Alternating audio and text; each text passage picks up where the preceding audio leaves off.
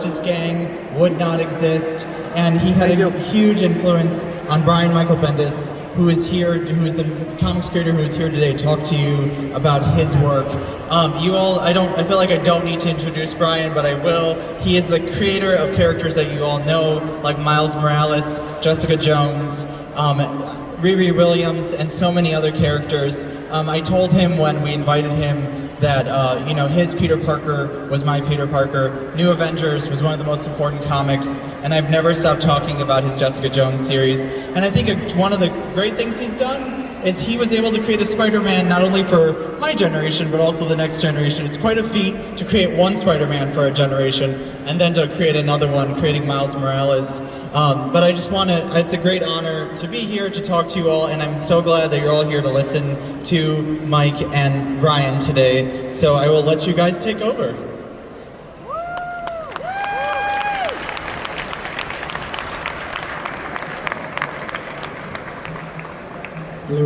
Okay, it works. Hi everybody, thanks for coming down. This is incredibly surreal. And in a hot seat here. I know, it's okay, we'll get a little tan while we're going.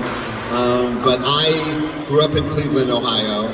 I worked downtown here at the old arcade at Super City Comics, and I used to hang around here being a little dirtbag for years and years. So it's amazing to come back as an adult with children and hang out with you.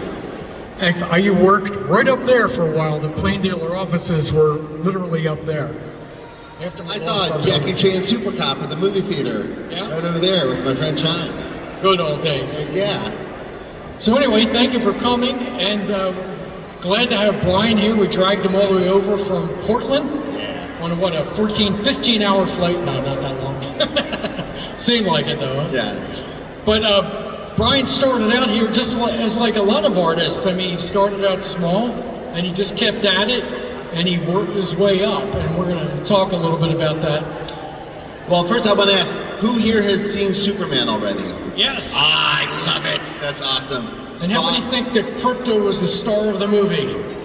Yes. Who thinks Supergirl is the star of the movie? Oh, me? Okay, that was just me. All right. Well, that'll be the next movie, so that'll be good. But some of the first things that Brian did was for a little company called Caliber Press. And these are ones I've had since the 90s. Yeah, that's early 90s. I was lucky enough I was going to the Cleveland Institute of Art over at Case Western, and I was hustling and sending stuff to publishers, and I was lucky enough to get publisher interest while I was still in college from a small press place. But like independent film, you want to start in a small space and kind of figure out what it's like to be published and what mistake, make all your rookie mistakes and fix them and get ready. And so a lot of these books that we made, and I wrote and drew them and lettered them, I had to learn how to do everything myself. And it did. It got me prepared for, in just a few years, I'd be writing Spider-Man and working for the quote-unquote big leagues. And yeah, it just worked out great. And I will say that, so I worked at a comic book store right across the street in Super City Comics, and Mike was a regular. That's how we met, right? And so it was like, we had a whole bunch of regular customers come in, particularly during lunchtime. A lot of people just not going back to work and hanging around the comic store and talking about comics, and you were working at the Cleveland Plain Dealer. Plain Dealer, yeah.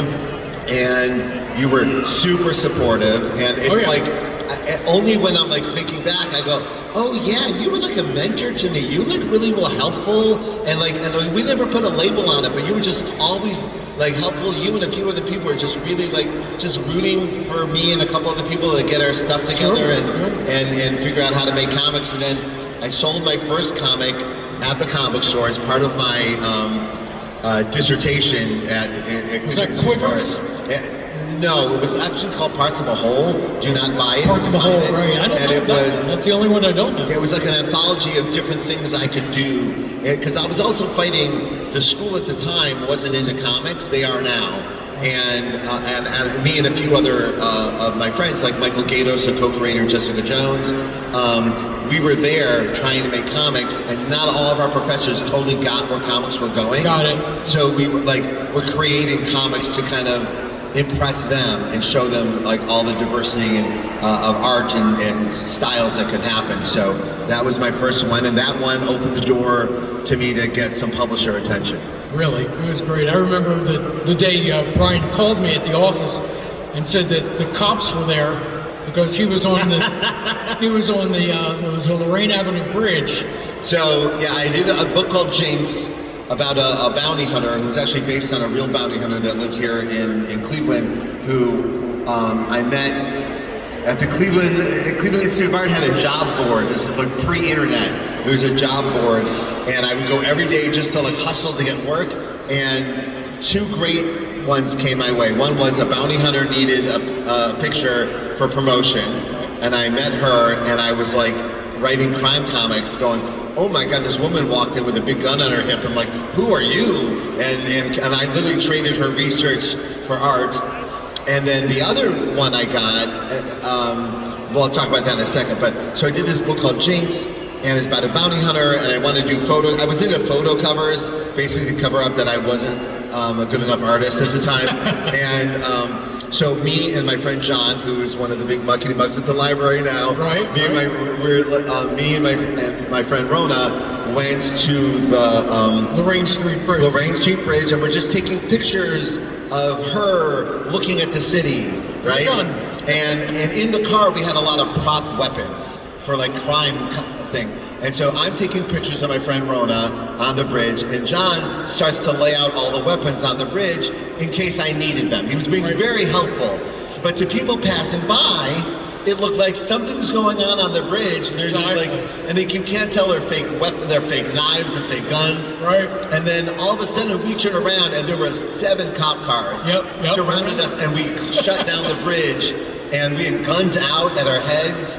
And I was like, oh, and then luckily we were able to, like, even though I had been cuffed and put in the back of a car, first time ever, last time ever, and my friend Rona was able to talk to the police and explain and show them what we were doing. Really showed them the cover of this book and said, this is what we're doing. And the police officer gets into the cop car with me, and he goes, okay, I understand what's going on now. And I said, I am so sorry. And then I said the wrongest thing I've ever said to another adult. I said to the police officer, I said, I'm sorry I scared you. Oh, God. And then he goes, you didn't scare me. You were the one going home in a body bag. And I go, oh, okay, I'm sorry. We got to go home. I called you and said, oh my God, the craziest thing just happened. I just almost got arrested on the bridge for nonsense. And you said, well, I'm going to have to write a story about this for the Plain Dealer. And I go, oh, no, you don't. It was stupid. And they go, no, this is a story. And I'm like, okay. And then you wrote a story. Front page of the Plain Dealer about it. And I'd never gotten press before. And all of a sudden, I have like my mother going, what did you do? Like there's a lot of that going on. But it again prepared me for like talking to the press later on in my life, which I didn't know was coming. So so again, talking about rookie mistakes, a mistake I never made again. That's right. Yeah, and I learned a lot that day.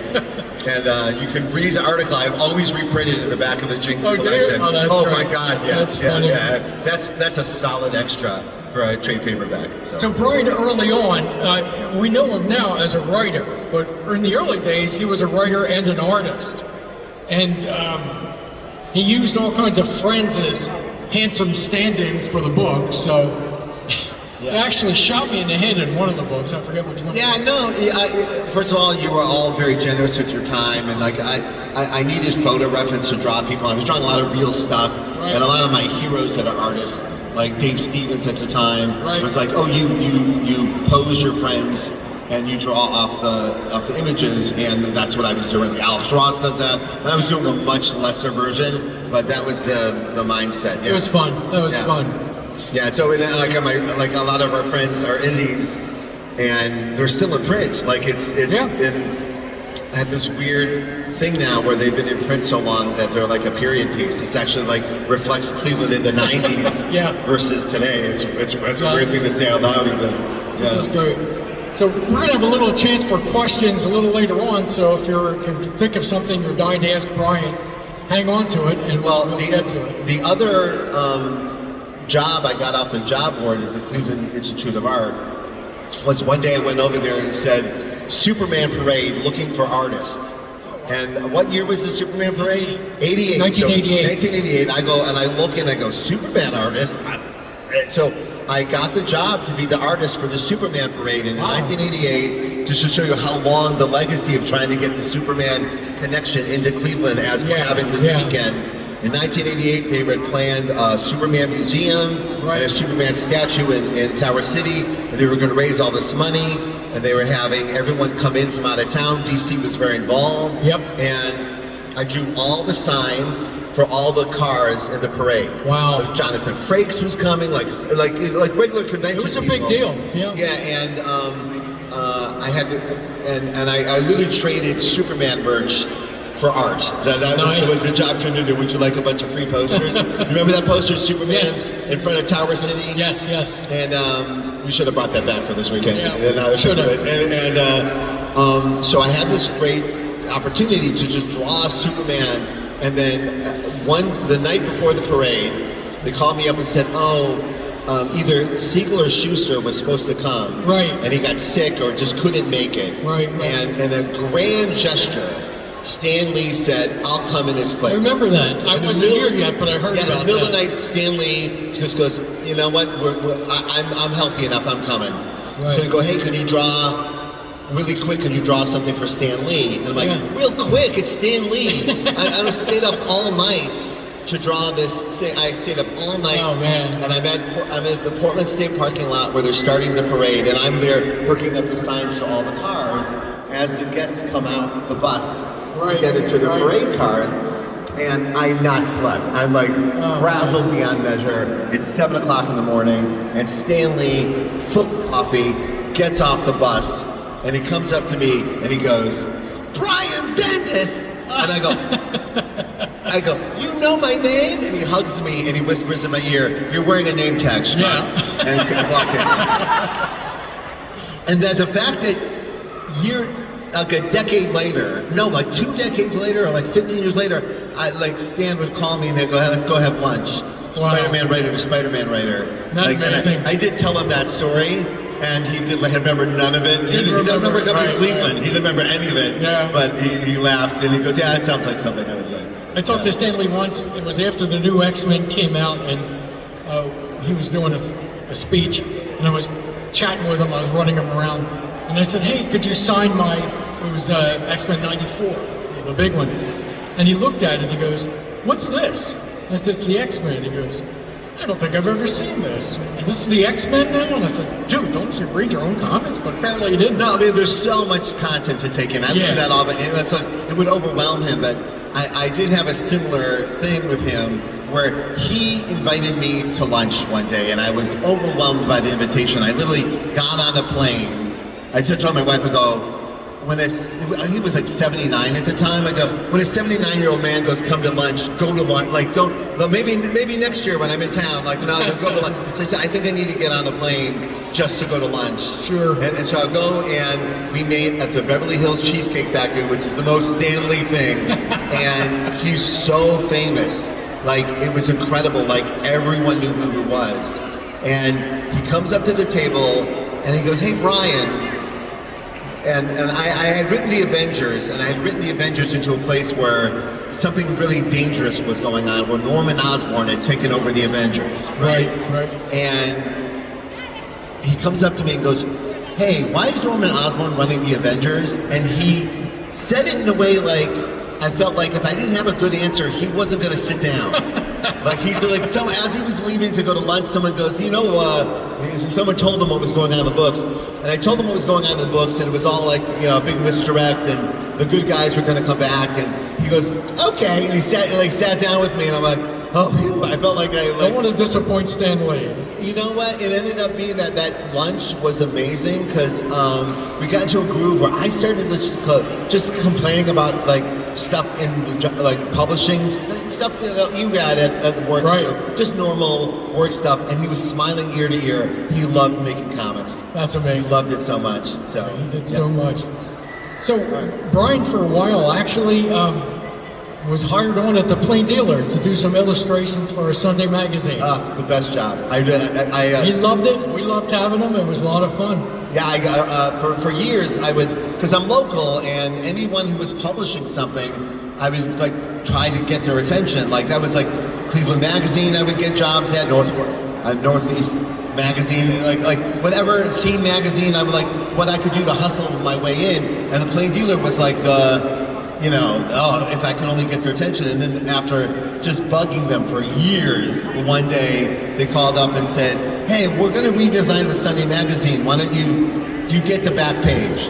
You can just, make it a cartoon, anything you want. They said, do anything you want. And for 2 years, 2 solid years, I got to do it. And it was like the best lesson.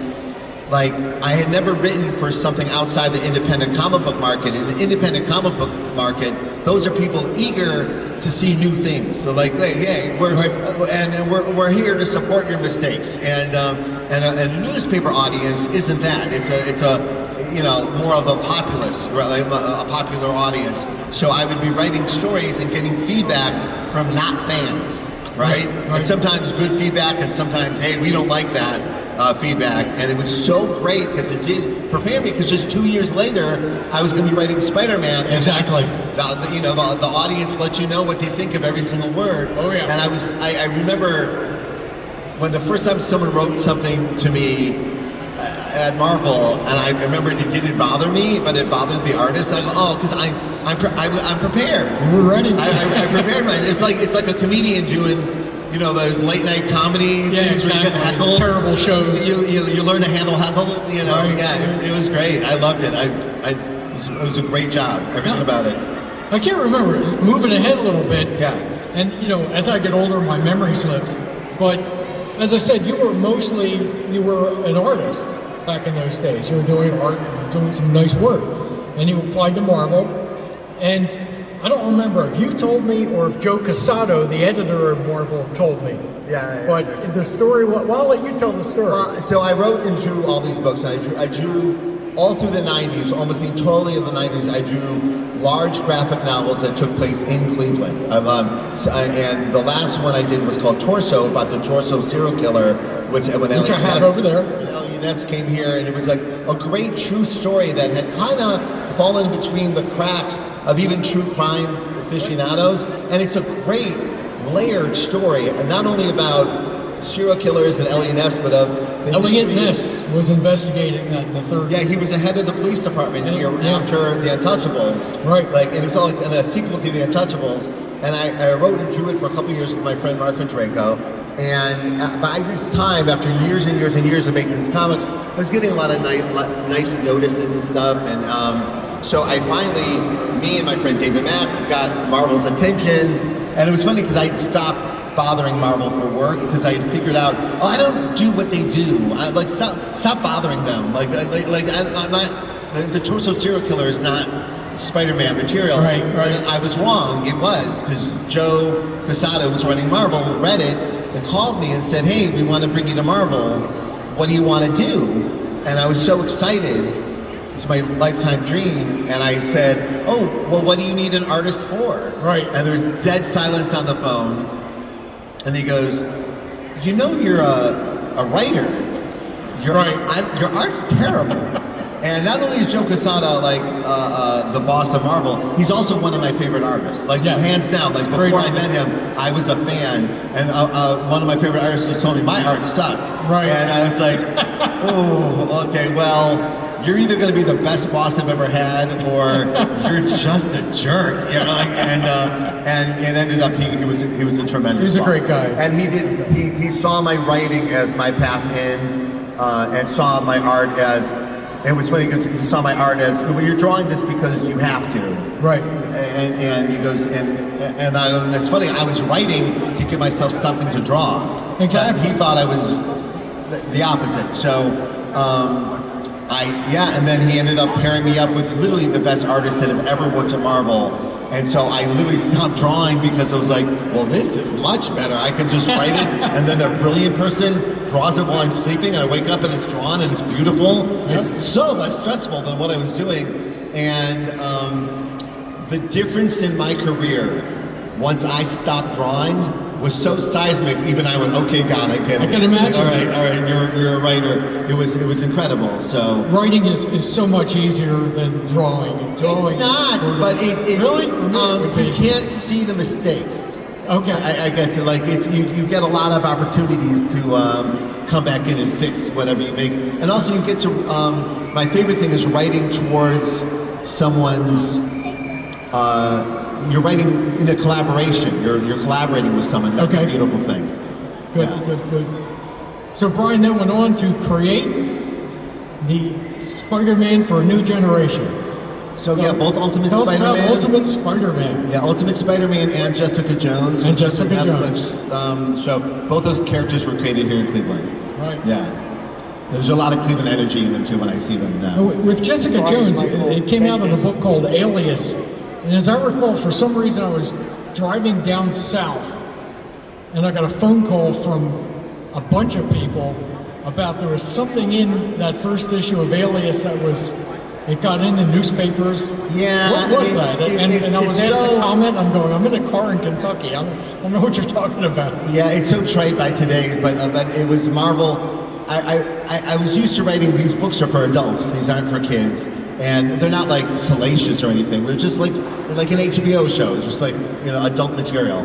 And I showed Marvel like if I did this like this private eye character in the Marvel universe, I'm so used to writing it for adults. I think I sent them in a version that was way more adult than Marvel usually does. And I said, listen, I know you don't do this, but this is the way I see it. So let's talk about it. And the publisher called me up and said, you're right, Marvel doesn't do stuff like this. Why? And I go, I don't know, but I didn't want you to think I didn't know that. I know that. He goes, I think we're going to publish this as is. And so it's an adult book. It had the F word in it. There was suggestion of intimacy between the characters. Right. But no, there was actually nothing. You didn't see anything. It was just hinted at very strongly. But because it was a Marvel comic at the time, I think even by today's standards, it wouldn't even be flagged as adult material, but it was then, and the publisher refused to publish it, the printer refused to print it. It was very strange, and it made all these headlines, and I went, I thought I was done. I thought, well, that was fun for a year. I was in Marvel once, but it ended up being very good for the book. It got people's attention, and it really did. It really did. And when people read it, they went, oh, this is it. I got more people complaining it wasn't gross enough, and I'm like, I'm sorry, I wasn't the one writing the headlines. Well, the scene in the later book with her and Ant-Man.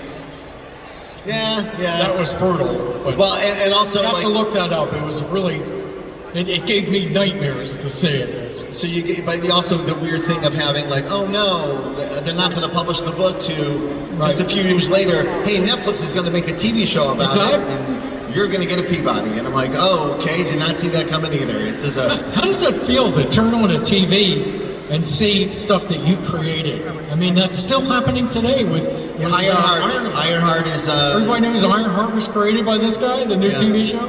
Thank you. It's #1 on Disney+. There we go. Yeah, it's an incredible experience. It was not one that I was aiming for. Like when we were coming up, you were there. There was no Marvel Studios. There was no superhero content on TV or movies. It was very rare. We get a superhero movie like every 8 years if we're lucky, and now we get one every 8 weeks. And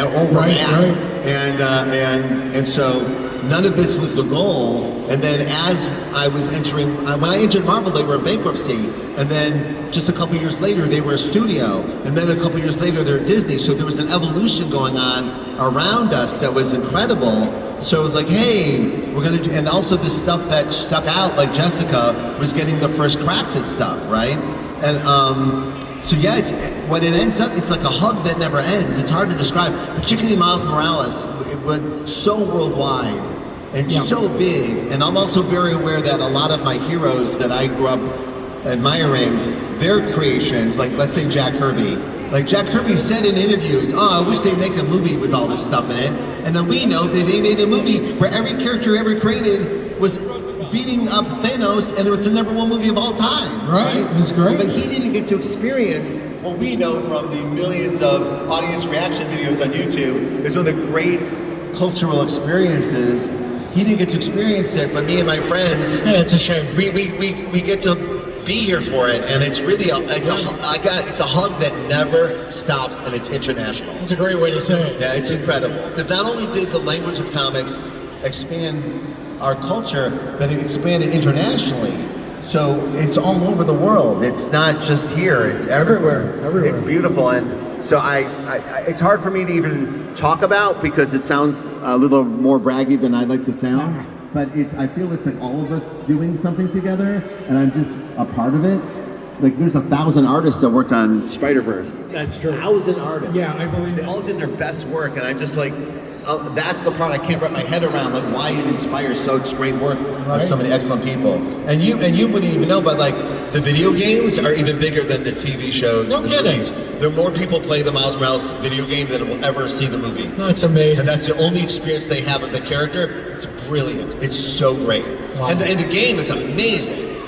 You know me, I'm not into games, but I have to. Yeah, but I don't make them. But I'll have to have London show it to me if he has it with him. London is his son who's with him on the trip. Yeah. So then Brian, basically, he wrote everybody in Marvel. I mean, I can't think of a character. I thought I caught you on Thor, but you actually did write a Thor story. Was there any character that you didn't write? Werewolf by Night, did you ever do that? Well, I mean, the only character that I didn't write, which is like Ghost Rider, like I never had a take on Ghost Rider, and also Ghost Rider is like one of those characters that's so much fun to draw. Right. Flaming skull, chains, Right. motorcycle, and I don't have any of those things, so I couldn't relate to the character. But and also, funnily, I never wrote the character Howard the Duck. Okay. But he showed up in like 7 of my books because the artist would just draw the duck into crowd scenes.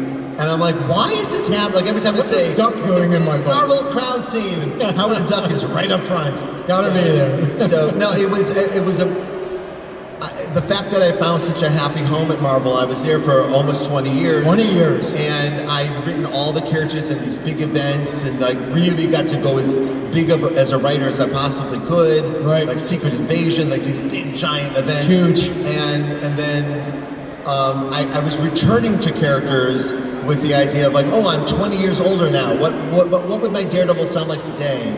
And then I realized, oh, you're repeating yourself. Let's maybe, and then DC called and said, hey, get over here. And Dan DiDio actually said, hey, it's driving me crazy that you're back on Daredevil. Please come write Superman or something. And so they made it. They had me come over, and that was odd. And when I came over, everyone that goes to DC, they ask for a Batman book. I found this out later, and then I was the one going, "Hey, is anything going on with Superman?" And he went, "Oh, what? You don't want Batman?" And I go, Everybody wants Batman. I said, you know that it's these books are someone else's job, so I get a little worried about like accidentally like stepping on someone's toes while they're trying to get something done. So I said to them, Superman behind you, but I said, yeah, boy, I'd love to do Superman. They called me the next week and go, hey, if you can do it in time, Action Comics 1000 is coming. That's like it's the first comic that ever hit issue 1000. Right. And you could debut there if you want. And I'm like, yes, please. So me and Jim Lee got to do my first Superman story in Action Comics, filled in a collection of all my heroes that ever did Superman. Exactly. Yeah, so it was an incredible experience. Yeah, you talk about it like it's simple, but I mean, there are not any writers who've made that transition after a huge career at Marvel.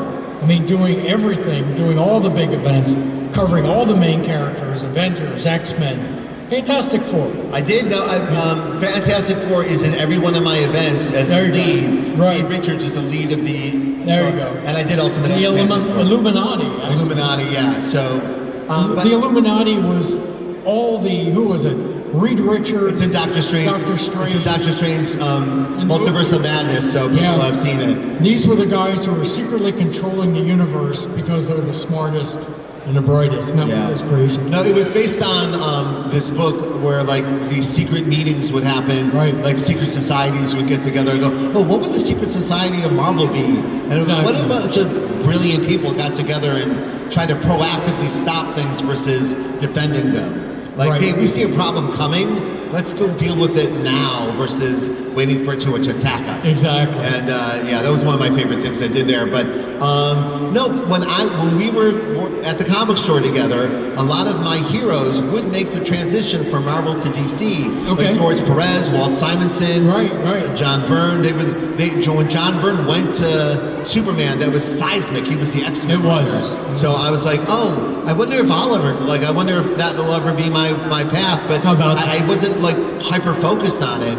Also because on top of all of this, Marvel Studios was birthing itself, and they would involve us. Like we were working on Iron Man 1, and then we're working on the movies, and that was super exciting. And you feel like you're part of something that just wasn't there before. Yeah. And it was working really well. Like I got to like that first post-credit scene in Iron Man. Right. I wrote that. Oh man. Yeah, like That's great. I didn't know that. No, they called me in the middle of the night. I was at a convention, and Kevin Feige called and said, "Hey, Sam Jackson's coming in tomorrow as a favor, and we have nothing for him to say." and everyone who works is busy. And I stayed up all night. I wrote like 12 pages of one-liners. Oh, geez. I wrote everything from "Welcome to the Avengers" of what they used to "Get your mother effing armor off that mother." Like I did every Sam Jackson idea I could think of. Right. And I was like, and that moment happened, and I didn't know felt, that. That's oh, amazing. I like this feeling too. I like this. I like when actors speak the words. That's pretty exciting. So skipping ahead, so here we are, one of the guys who actually wrote Superman, and you did some stuff. Didn't you reveal that Clark Kent was Superman? I certainly wasn't the first person to do it, but I was writing a book, and I was very into, this is a character whose first mission is truth. Truth, justice, and the American way. They did that truth thing, right? And it was at the time, not unlike right now, where truth seemed to be subjective versus and people's relationship to truth was diverse. And I was like, how can I write this character who's trying to be truthful? And after a few issues, I went, boy, it's weird that he has a secret identity. It seems counterintuitive to truth, right? And I was really wrestling with it for a while, and I was like, I wonder if Clark wrestles with it, and what if one day he goes, yeah, I don't know if I need to do this, right? Right. And also, people are like, well, if he reveals his secret identity, because we know Peter keeps his secret identity to protect Aunt May, right? But Lex Luthor attacked the Daily Planet every other issue. It doesn't matter. He knows they know him. Right. There's a relationship to Superman that I don't think him working. In fact, knowing that he's in the building might stop people from attacking the building. Right. Yeah. Maybe let's not bother his best friends. Right. And so I, with permission from the company, I said, hey, let's just, for no reason, no one I did it with Daredevil where he got outed. I love the idea of a character secret being revealed and they can't get it back in the bottle. It's not gonna. But I go, wouldn't it be great if Superman just woke up one day and went, I don't like how I feel when I'm done with this Clark Kent. I like being Clark Kent. I will still be Clark Kent, but I'm not gonna pretend I'm something I'm not. Yeah. And how can I tell people to be truthful if I'm not being truthful? And that was the story, and I'm very glad I got to do it. Right. Very, very glad. And again, my memory fades, but I believe you and I talked about the journalistic consequences of that. Yes. Because once it was revealed that Clark Kent was Superman, it's like, well, wait a minute. So he was writing articles pretending to be himself? Which they cover in the movie a little bit. I mean, how? Yeah, and it's covered in the movie. It's like, how? That's so journalistically awful. I mean, that's the worst thing you can do is make up. Well, I mean, see, so Mike was working at the Plain Dealer, and I was writing Spider-Man, and there was Spider-Man was also working at the Daily Bugle. So journalism was always in my work, and I have a deep passion for it, and you know that. And I did the Jessica Jones book for a couple of years was her working at the Daily Bugle as an investigator, because I loved following stories of journalism. It would often be based on you telling me something that happened to you, some craziness that you would get into, and it would inspire me to take my characters into that place, and it gave me a very romantic idea about, and also you had a very strict journalistic integrity that I admired, and I also was seeing that that's what local news needs, just unbridled integrity in their news. And so I wanted that, and I made like, even Jonah Jameson has issues. His integrity was incredible, right? Like that was the thing I added to the character, and so this was a journey I went with for years. Yeah. So this is always part of this wobbly notion between, and it was not unlike when journalists go to parties with their, like Washington journalists go to like parties with people they cover, right? And it like gets muddy, right? Yeah, and yeah. like, well, the relationship with superheroes in journalism always seemed muddy. Let's dive into that a little bit and see if we can come up with some truth. Sure. So, yeah. Remember, you nicely compared me to Ben Urich at one point. Oh no, you're right. My Ben Urich was the Daredevil. He's in the Daredevil, Spider-Man, and so the journalist. That was 100% based on you. My Ben was your voice. I'll take that. I stole your soul. Absolutely. That's what writers do. We steal souls. Getting back to Superman, so you drew it, wrote it for what, 2 years, I think it was? Or 3 years. 3 years. 3 years, 2.5 titles at the same time. Yeah. So I got almost 100 issues done. What would you have done next if you had stayed with Superman? What would you like to have done? I was actually going to pop off of Superman regardless, because I'd written Spider-Man for 19 years. Right. And I realized, and it was the longest run by like literally like 11 years, like only Dan Slott's closest to me. And I realized that like as we get older, do more things. So I was going to do Superman for a while, a nice chunk of 100, and then move on. Right. And I was actually going to move on to like the Checkmate.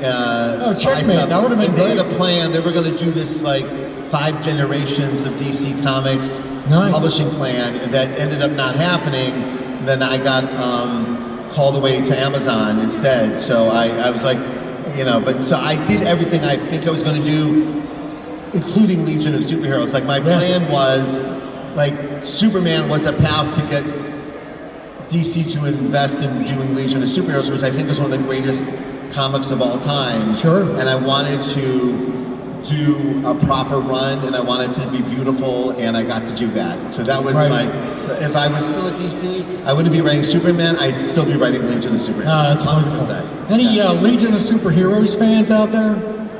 Yeah, see, that's why I didn't get to write Legion of Superman. Yeah, it's an older group. Yeah, I mean, they've been around since the 60s, but Brian took it over and kind of completely revamped it and changed the characters around and gave them new looks. Yeah. It wasn't just a bunch of white guys, it was like aliens and it was definitely steeped in 60s DC lore, right? Yeah. And some of it doesn't age as well as some other stuff. But exactly. The idea of the Legion and what it represents, which is a book that takes place 1,000 years past these Age of Heroes.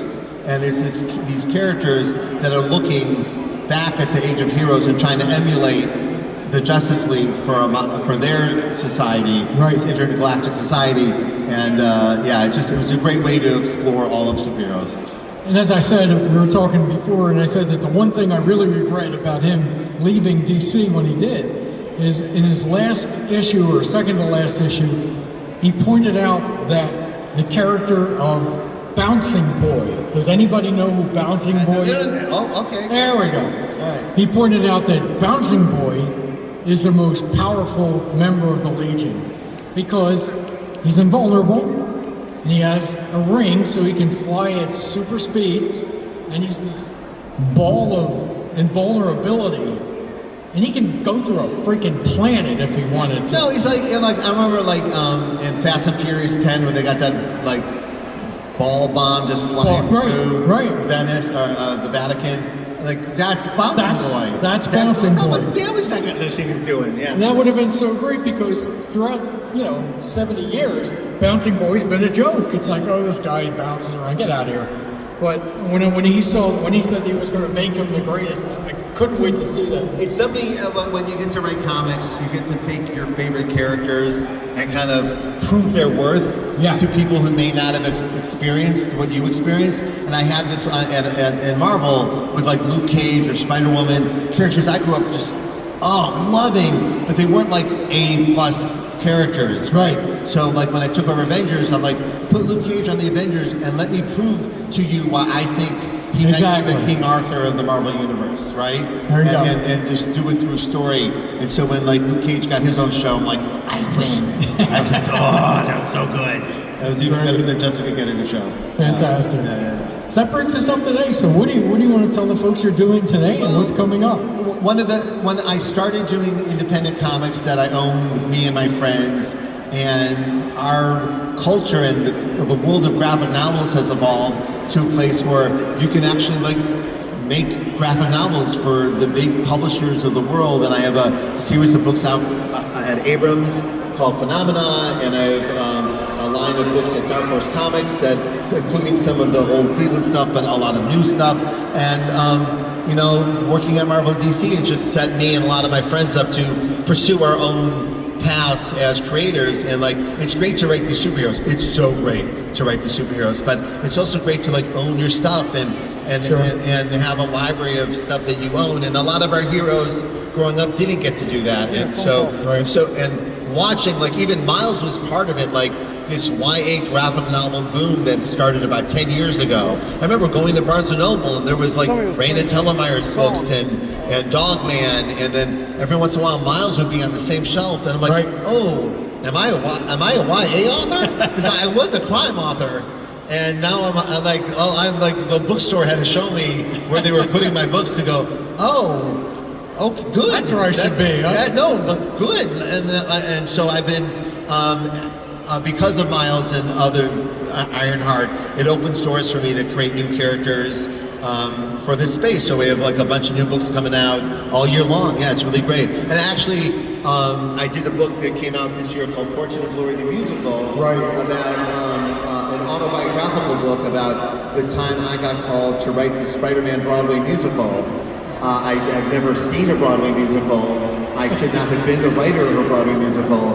And some people know that musical itself is quite notorious, one of the greatest disasters in the history of Broadway.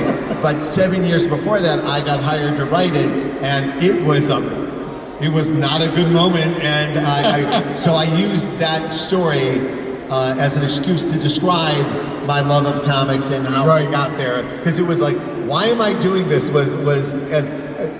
Like, me and my wife and I have been married 30 years, and she loves musicals, and I don't get them. And it was one of the big bugaboos of our relationship that I was like, and so I said, no, I'm going to use this as an opportunity to understand musicals, because I work in a medium that some people don't understand. So I know what it's like to like people not get it, right? Come on and get in there and get involved. And I remember my wife said, okay, you should try this, but you should know that you writing a Broadway musical is disgusting. I go, what do you mean? She goes, there are people with like doctorates in theater that will never get to a Broadway stage. And you just walk right in. You just walk right onto the big stage. And I go, should I not do it? She goes, no, you should do it, but it's gross. Yeah, and I go, that's great. That's great. Yeah, so if you want to read about that, I have a book about it that I really feel a lot of passion for. So, in the original Fortune and Glory book that he wrote, that I really love that book.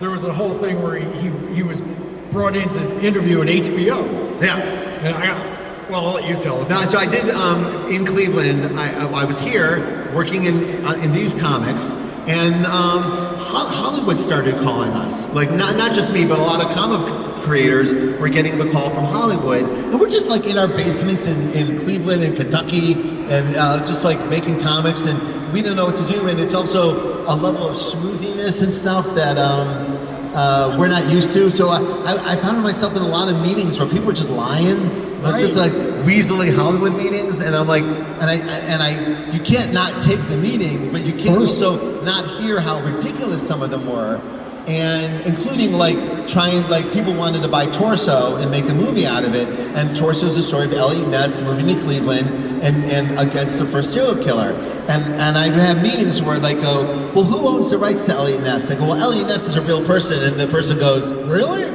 I don't think so. I know there was a movie with Elliot Ness. I go, yeah, based on the book by Elliot Ness, the real person. And this meeting would go on for 40 minutes of them trying to tell me that Elliot Ness was a real person. And so I wrote a book about that. And I didn't know what to do with all this weirdness that was happening, so I just wrote an autobiographical book about being in Cleveland, getting calls from Hollywood that were that weird. It's beautiful. And yeah, so. The scene I remember from the book, though, is that Brian met with somebody from HBO at HBO. And the guy said, we're going to hire you. We're going to do something with you. You're hired. You're going to do this book. And so in the comic, he's like beaming, and he's like, this is fantastic. Oh, I got an HBO deal. I'm on HBO. And then he found out later on that the guy who made the offer had absolutely no authority to make the offer. He was nobody. And here he is offering things to people that he shouldn't. And it's just like, he literally went from a high to being crushed. He told me how much they were going to pay me. That's he gave incredible. me it was a very specific offer. And I was like, wow, I think I just got an offer. I literally walked out of the meeting, called my agent and go, oh my God, I think I got an offer. He goes, no, you didn't. Nothing happened, and it never did. That's Hollywood. Yeah. And then I met that person later on. They knew it was them in the book, and they loved that I wrote it. That's funny. Isn't that funny? Yeah. But I will say, writing true stories about Hollywood did keep like weasels away from me for a while. That's good. Oh, he's gonna write about it. That's like, good. It did keep the weasels away. I highly recommend it as a weasel propellant if that's something you're worried about. Well, we should open the floor here. We've been yakking forever. So you guys have read his stuff. You know who he is. Who is a question for Brian Bendis? I got one over there. I will say, one of the reasons I was excited to come back here is that when I was growing up in Cleveland, it was sometimes hard for me to imagine any of this, but imagine myself being able to make comics or to be part of any of this. And you kind of learn that as you get older, it's like your job to tell people if you want to make songs or comics or a movie, just do it. There's nothing standing in your way. Just get together with your friends and make something. Don't work. Right. Don't wait. I wish Marvel would call me. Like, that's not how it works. Like, they'll call you if you make something and it's good. Right. They'll blame you. But like, so I love to come around and tell people, like, if you needed someone to say to you, go make the thing you want to make. No matter what it is, no matter how silly it is, no matter how much you think, I don't know who wants this, just make it. Just go make it. You will feel so good. Just the experience of making stuff is so awesome. And you notice I'm not make it yourself, not with AI. Like sit down and draw even if you don't know how. Sit down and write even if you don't know how, because the journey is so healing and incredible, and that's kind of the point of it all. All this stuff we're talking about that happened afterwards, that's incredible, but it really is, it's a lot of spending the time alone trying to figure out how to make it. Exactly. Staring at a blank typewriter screen. It's screen. massively rewarding, and some people sometimes just need someone else to say, yeah, do it. I was that kid alone in my room going, I don't know how to get there, but yeah. But just like when I was a kid, like I said last night, when I was growing up in Cleveland, and I said I wanted to make comics, and they weren't what they are today. My teachers would pull me aside and say, hey, you know, Superman was created by two little Jewish boys in Cleveland, and you're a little Jewish boy in Cleveland, and it's one of the reasons I wanted to write Superman. I felt like a legacy connection. But like someone telling me there's a path here, or seeing Harvey Picar and meeting him and saying, oh, Harvey Picar's just making whatever he wants and does not care what the audience thinks. Exactly. I'm like, oh, I can do this can be done. So I just wanted to express that to anyone who wanted to hear it. Good thought. Yeah. So where's our question? Hello, my name is Joshua. I'm a teacher, and me too. First of all, I just want to say thank you so much for creating such powerful characters that represent my student population, my student body, and represent me. So thank you so much for that. And my big question for you is, what is a character that you just could not wait to get your hands on and write? In what? And write. If I took the gig, I couldn't wait to get my hands on them. Like the amount. Like, I'll use Superman, a perfect example. Like I have the benefit. Like, sometimes it's comics is like every publishing. Sometimes you have the job and you have like 2 days to get it done. But with Superman, I was still at Marvel. I had months to go before my Superman launch, so I had months to prepare and study and really like get into the weeds on like what Superman means. I was like foaming at the mouth by the time it was time to type. Like I couldn't type fast enough, and every once in a while, I know you have this too, where I'm typing so fast, nothing's spelled right. Like the first draft is like all underlined red. So, and that's why I know like I don't stop myself from doing it, but I'm like, okay, you're typing messy because you gotta type messy to get to the good stuff. And so like, also just you feel when you get to do a book that's iconic, like Superman or Batman or Spider-Man, you do feel the legacy. You do immediately feel like, oh, I'm part of a long tradition, and hey, don't be the person that messes up the tradition. Like, and some people are. Some people you go, yeah, except for that guy, right? So take it seriously. So yeah, and also like comics. I'm worried to have a lot of guilt, and comics are expensive. So you feel like make sure this is worth the money that anyone's going to spend. And we've all had that experience of buying a piece of content and going, well, that was not. I regret buying that, whether it's a movie or a comic book. And that you never want to be that for someone. So my passion becomes like multi-leveled. So I want to write it, I want to do right by the audience, I want to do right by my collaboration. You're part of a collaboration team, and you want to inspire them to do their best work. So there's a lot of foaming at the mouth when you take over a book. So, and Superman was a perfect example, because it was something I didn't even dream of until someone said, hey, yeah, you can do it. And I'm like, oh, yeah, it was an incredible experience. And the way DC was treating me and treating the book, it made me really want to make sure I didn't mess it up, like really come at it with something special and unique, but at the same time surprising and modern. So, yeah. Thank you so much. Thank you, thank you very much. And also, as he's looking for new one, once you get the experience of like a Miles Morales or a Riri Williams, like it's so powerful that you're like, you know, I didn't know I could even reach for that. So I'm like, oh, let's go. Let's do that. Yes, hi. Hi. So when you and Mark Bagley had the Ultimate Spider-Man run, a lot of people don't know this, but it was the longest run at Marvel ever. Yeah. What was that like when that issue came out that officially passed them? And what do you think was one of the things that kept it fresh? Because that's a really long run. It is. Well, thank you. So for people who don't know, the longest run at Marvel, unbroken by creative team, was Stan Lee and Jack Kirby on FF. They went like 110 issues or something. And then we got Ultimate Spider-Man. I was working with a gentleman named Mark Bagley, who was someone I'd not met, but we became fast friends. And he had already done a run on Spider-Man, like a quite legendary, quite profound run on Spider-Man. So when he took the gig, he was only going to do 6 issues. Like, I'll do the first 6, but I've already done Spider-Man. And I'm like, oh, I want him to stay. I really loved, I'd never written in this voice before, and I loved it. And so I'm like, my job is to keep him on the book. Like, so not only did break the record, but I kept him on the book that long. Unbroken, like, that was like one of my greatest achievements. That I was like, well, all I need to do is not bore him. The minute he gets bored, he's gone, right? So if I can keep him interested, the audience also gets interested. So, but I also want to put a big asterisk on the fact that Stan Lee and Jack Kirby created the entire Marvel universe in their 100 issues, and we just cherry-picked awesome Spider-Man stories. So it's a little different of an achievement. I did go on to stay on the book. Bagley left. I stayed on for another 120 issues. I went 240 and annuals. I think it's amazing. Clocks in at like 300. But it was really funny. I'd argue with my editor, like, do annuals and specials count?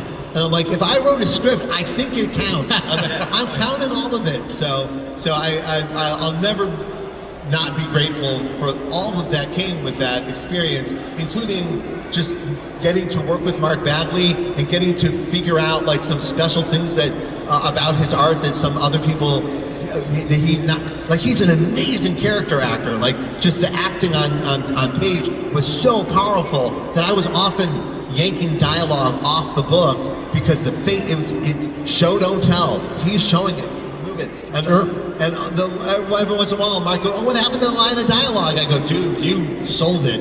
I know what overwriting is. This is, you know." And just so you know, I have a book called Powers that I do with my friend Mike Oming, and that book is hitting its 25th anniversary.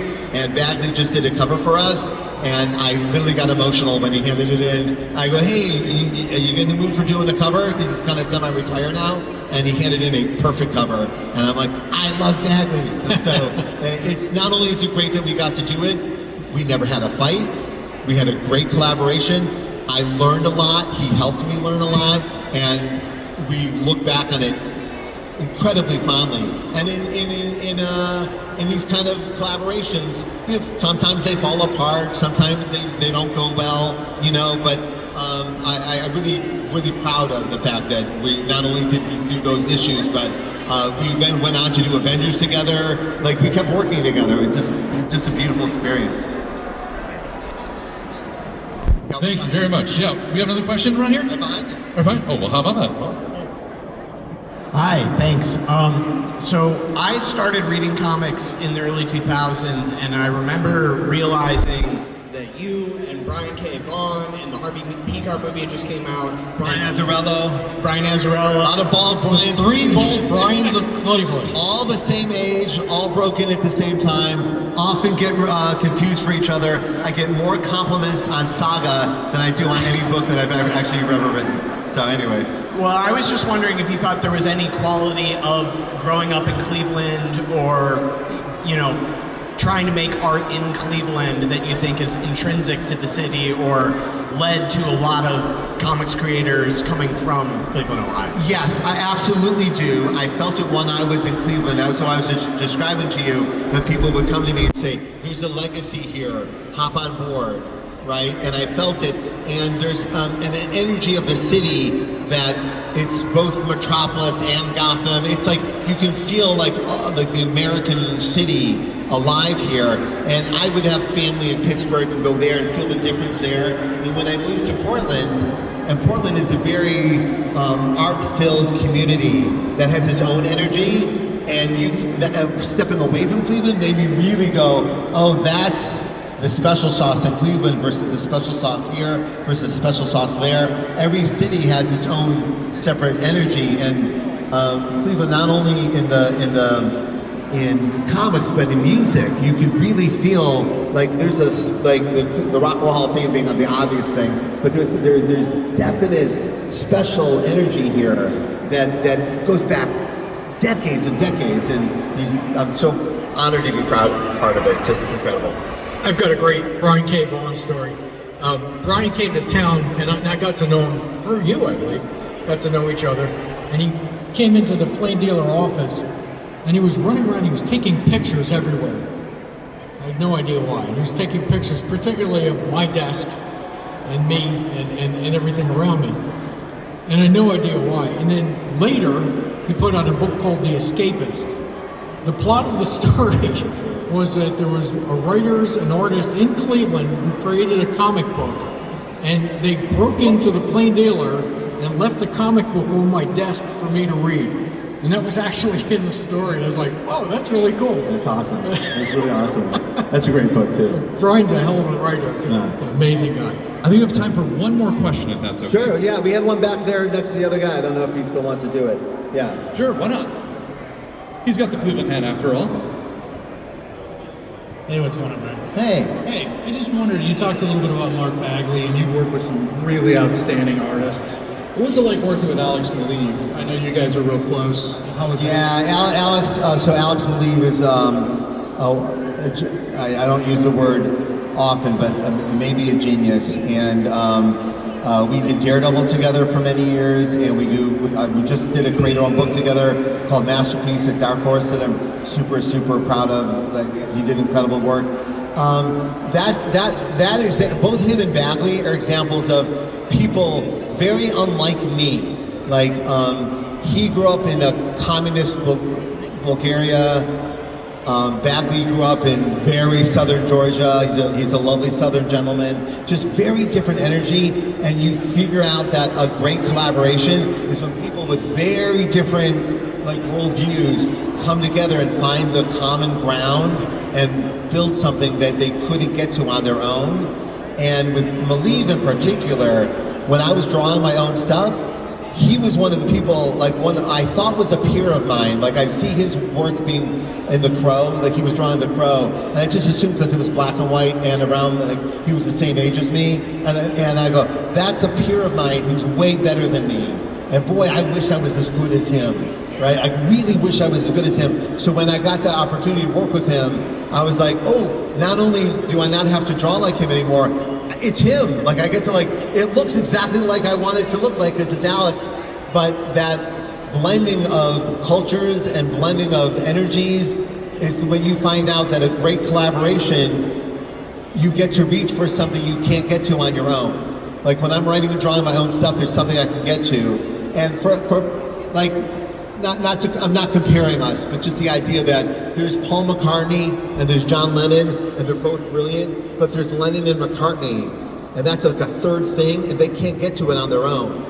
They can only get to it together. And for us in comics, it was Stan Lee, Jack Kirby, put them together. They can't reach that without each other. So a lot of us have had the experience on smaller levels of going, oh, I'm reaching something I can't get to on my own because I'm with this person. And I have it with not only Maliv, but with David Mack and Mike Oming, and I hit it with Bagley and a few other people where like, oh, I could not have done this without this collaboration. And that is the part I'm most addicted to in all of creating comics is, oh, what can we reach? How high can we go together? And support each other and and each other. And I use a lot of like tenets of improv to like collaborate to a place where I'm literally scared of how high up we are. Like I didn't know we could get this high, and great. So yeah, Alex is one of the great collaborations in my life. And also, again, that's the energy. Get together with your friends, get together with people you meet online who just stuff you like, and team up and see what you can do together. It's an incredible experience, right? Even if nothing comes of it, you'll get something out of it. You'll learn something about yourself. It's incredible. Very good. Well, I guess that's it. Thank you very much for coming. Guys, I hope you all enjoyed it. So I'm going to be at the library at 4:30. And I'm part of the Cleveland Public Libraries, doing all kinds of stuff. So head on over there. There's classes and workshops from other comic creators. A lot of fun. And we're doing a signing later tonight at 7:30. So bring whatever you got. It doesn't have to be Superman. Whatever you want, we're happy to do so. Mike, thank you so much for being part of arranging all of this. There was a lot of effort behind the scenes to make the Superman Day happen. The Siegel and Schuster Foundation, go visit their booth, right? Go see what they're doing, go be part of the situation. The Superman statue is finally coming here. August 2nd is the unveiling of the Superman statue. They've been working on this since the 80s, and it's finally happening. Finally. So walk around to all the booths, check out everything that's going on, say hello to everybody, and thank you so much for this lovely welcome home. Thank you, man. All right, thanks a lot, guys. One more big round of applause, please. Brian Michael Bendis, and Mike, thank you as well, sir. Appreciate y'all being here. Folks, the fun doesn't stop.